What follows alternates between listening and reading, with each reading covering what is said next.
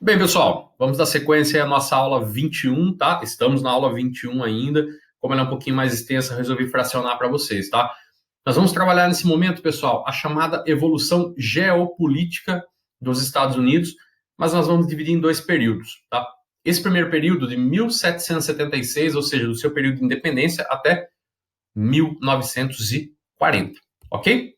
Vamos lá, pessoal. Evolução geopolítica. 1776, então, os norte-americanos conseguem a sua independência em relação à Inglaterra. Para falar a verdade, eles declararam independência, né? Só conseguiram em 1783. Lembra que eu já falei para vocês, tá? Esse momento aí ficou conhecida como a Revolução Americana, pessoal. Isso se deu aí no dia 4 de julho. Assim como outras colônias, pessoal, os Estados Unidos também sofriam uma pressão muito grande por parte da metrópole, que no caso era a Inglaterra, como, por exemplo, abusos aí quanto à cobrança de impostos, né? E, em vista disso, acabou levando aí a um processo de independência até certo ponto aí precoce, né? Liderada aí pelo George Washington, que foi o primeiro presidente, Thomas Jefferson, que foi o terceiro presidente, e Benjamin Franklin, ok? Tranquilos? Detalhe, pessoal, logo após o processo de independência, vocês vão perceber que em questão de 40 anos, os norte-americanos já tinham conquistado boa parte do seu território em direção ao oeste. Lembra da costa do Atlântico para a costa do Pacífico? Pois bem, pessoal, no ano de 1814, nós tivemos aí o Congresso de Viena, logo após aí as guerras napoleônicas, e Napoleão foi derrotado pelos países europeus, e muitos europeus aí, países europeus não, pela Rússia, né, pessoal, pelo amor de Deus. E os países europeus, pessoal, acabaram aí por se associar na chamada Santa Aliança. O que que era isso? Eles tinham um intuito de novamente restaurar os seus domínios sobre as colônias americanas, tá? Então, países aí como Espanha, como Portugal, como Inglaterra, até mesmo a Holanda, aí tinham em vista restaurar os seus domínios. Só que na época foi de conhecimento do governo norte-americano, o presidente James Monroe deixou uma mensagem muito clara para os países europeus de que ele não aceitaria nenhuma interferência no continente americano. Ou seja, pessoal, praticamente 40 anos depois da sua independência, os norte-americanos já assumem um papel de liderança aqui do continente americano, tá? E foi muito curioso, pessoal, porque ele deixou bem claro, a América para os americanos, ou seja, não seria aceita nenhuma interferência em nenhum estado, nenhum país da América Latina. Caso ocorresse alguma interferência, os Estados Unidos considerariam como sendo uma afronta aos seus interesses e isso seria uma declaração de guerra, ok? Isso fica conhecido como doutrina Monroe. Se eternizou aí pela frase a América para os americanos. Pois bem, pessoal, agora aqui tem um link com a aula anterior. Lembra que eu falei para vocês que o processo de ocupação territorial dos Estados Unidos, lá da costa do Atlântico até a costa do Pacífico, ela foi muito rápida? Ah, você não lembra, né? Dá uma olhadinha aqui embaixo, nesse mapa. Lembra disso? Foi muito rápida, pessoal. De 1783 até praticamente aí 1853, né? Teve aí 70 anos. Em 70 anos, os norte-americanos saíram da costa do Atlântico até a costa do Pacífico. Cara, isso não foi de graça, tá? Por que que eu digo isso, pessoal? Porque os norte-americanos foram tomados ali de um nacionalismo, um sentimento de nacionalismo muito forte. Primeiro, deram uma sorte muito grande, principalmente as colônias do norte, pessoal. Lembra das 13 colônias? As colônias do norte deram uma sorte muito grande. O autor, não sei se vocês conhecem, historiador, o Eduardo Galeano, ele diz que essas colônias do norte, dessas 13 colônias, tiveram a felicidade da desgraça. Ele usa exatamente esse termo, felicidade da desgraça. O que significa isso? Significa que graças à questão climática, não havia possibilidade da produção dessas colônias do norte complementarem a produção do Reino Unido. Ou seja, não dá para extrair nada de novo. Por exemplo, aqui no Brasil, você conseguia plantar cana-de-açúcar, cara. Tinha um açúcar que não dá para produzir lá. Agora, nas colônias do norte, não tinha nada de novo. Então, com isso, eles conseguiram, num primeiro momento, se industrializar. E a Inglaterra não se deu muito conta disso, tá?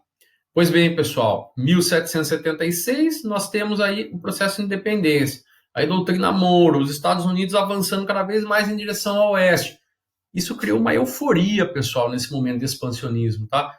Ao ponto ali daquela comunidade de puritanos, lembra aqueles protestantes ali mais fundamentalistas, acreditar que eles estariam destinados por Deus a se tornar uma grande nação, ao ponto de conseguir ter chegado tão rápido à costa do Pacífico, e se foi conseguido aí chegar até a costa do Pacífico tão rápido, isso era um sinal de Deus que eles se tornariam a maior nação do planeta. Isso, pessoal, recebeu o nome de doutrina do destino manifesto, ou seja, que os norte-americanos já estariam destinados por Deus a se tornar a maior nação do mundo, tá? E isso acabou sendo aí, pessoal, um fator de justificativa para muitos dos planos aí expansionistas, por exemplo, aí para as guerras contra o México, para todo esse avanço aí em direção ao oeste, ok? Isso acabou sendo concretizado em 1845, pessoal, com um artigo na revista The United States Magazine and Democratic Review, tá? Onde exatamente se falava, ou melhor dizendo, se escreveu a respeito desse suposto destino que os Estados Unidos teriam aí em nome de Deus Todo-Poderoso de se tornar a nação mais poderosa do globo, tá? Então isso daí serviu sim de incentivo para os norte-americanos irem em direção ao oeste, a conquistar esses novos territórios e realmente se tornar politicamente a maior nação do mundo, ok? Inclusive, pessoal, ó, nós temos que destacar uma coisa importante aí, ó. 1861 a 1865, eles passaram pela chamada Guerra Civil, ou Guerra da Secessão. Cara, o que causou essa guerra? Basicamente, pessoal, a abolição da escravatura nos Estados Unidos. A abolição da escravatura gerou uma guerra civil?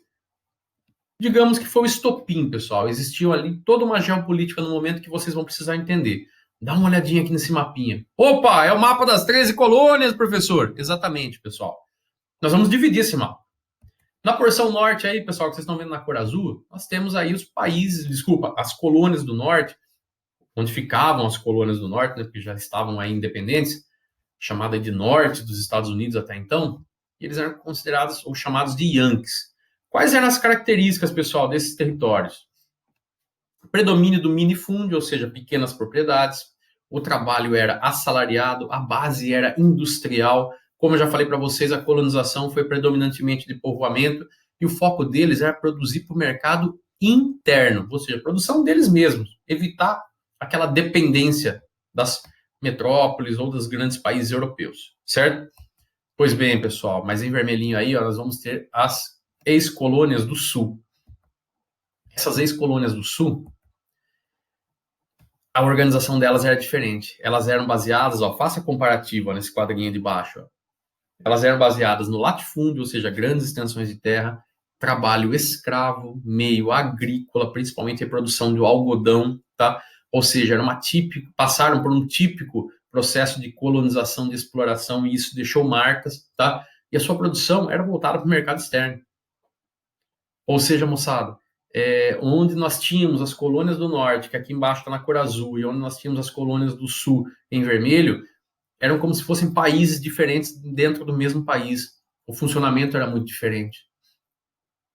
Agora imaginem que o governo norte-americano, que aí você já tem um estado já formado, um país formado há quase 100 anos, abole a escravatura. Essas ex-colônias do sul não aceitaram, porque eles utilizavam muito mão de obra escrava.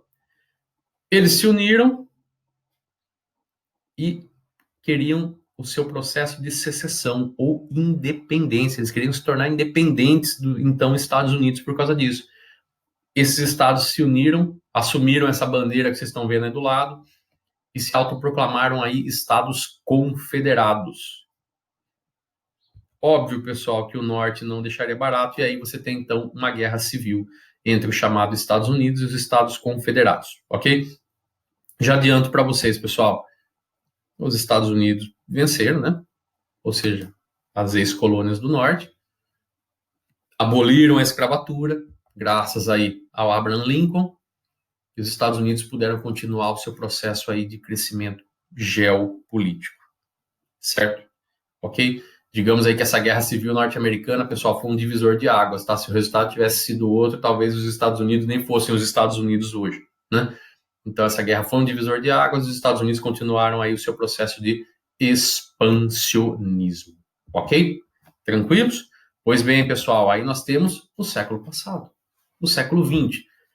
Imagine só, os Estados Unidos cresceram pra caramba, da costa do Atlântico até a costa do Pacífico, conseguiram ali o estado do Alasca, conseguiram ali o Havaí, tiveram todo um processo aí de guerra civil, saíram mais fortalecidos. Meu, eles começam o século XX, pessoal, adotando uma política em relação à América Central, ao Caribe, de muita coerção. Uma política que recebeu o nome aí de Big Stick, ou seja, política do grande porrete. Algo do tipo assim, saiba negociar, mas se precisar... Entenderam, pessoal? Então, assim, a ideia dos Estados Unidos era ter a América Central sob seu domínio, como se fosse um literal ali quintal, certo? Tanto é que essa política do Big Stick dava um poder de polícia aos Estados Unidos. O que é isso? Se algum outro país resolvesse mexer com os interesses norte-americanos, os Estados Unidos poderiam invadir. Tanto é que fizeram isso com vários países, tá? República Dominicana, Cuba, entre outros, tá? Mas o caso mais emblemático acabou sendo do Panamá. O Panamá pertencia à Colômbia, pessoal, mas os Estados Unidos patrocinaram e financiaram a independência do Panamá, porque tinham interesse ali em construir o chamado Canal do Panamá, para ligar o Oceano Atlântico com o Oceano Pacífico. Tá? Então, esse se tornou o caso mais emblemático da Big Stick Policy. Isso não caiu bem, pessoal. Na década seguinte, os Estados Unidos adotaram uma política chamada Política da Boa Vizinhança, ou Good Neighbor Policy. Tá? Qual que era a ideia? Alterar essa imagem dos Estados Unidos, que já estava suja, como um país que gostava de intervir em outros, que usava muito da força. Então, qual que era a ideia? Estabelecer denominadores comuns entre os Estados Unidos e os países da América Central para poder ter uma geopolítica ali toda centrada no poderio norte-americano, certo? Pois bem, pessoal, dando sequência um pouquinho ao século XX, nós temos a Primeira Guerra Mundial, 1914 a 1918, poderio norte-americano aumentando cada vez mais. 1929, nós temos a quebra da Bolsa, cara. Pois bem, quando todo mundo achou, pessoal, que aquela potência ascendente dos Estados Unidos iria resetar, isso não aconteceu, tá? Porque logo após a crise de 29, o governo norte-americano adotou o chamado New Deal, ou Novo Plano, um plano econômico de superação da crise de 1929, vocês vão ler um pouquinho depois na apostila. Baseado no que, pessoal? Numa liberdade menor para os mercados e um intervencionismo maior do governo. Como assim? Não tinha aquela ideia, pessoal, do liberalismo econômico, de deixar a economia fluir, a mão invisível do Adam Smith? Pois é, eles adotaram completamente o contrário. O governo assumindo as rédeas da economia, como? Por meio de obras estatais, né? Pontes, viadutos, estradas, para gerar emprego, para fazer o povo consumir, para poder sair dessa crise. Segredo para sair de crise, pessoal, é fazer o povo consumir. Se o povo não consumir, não sai da crise. Eles aprenderam isso há quase 100 anos atrás. Ok? Tranquilos? Pois bem, pessoal, no próximo momento aí nós já trabalharemos a partir da década de 1940, pós-Segunda Guerra, até os dias atuais, ok? Abração para vocês!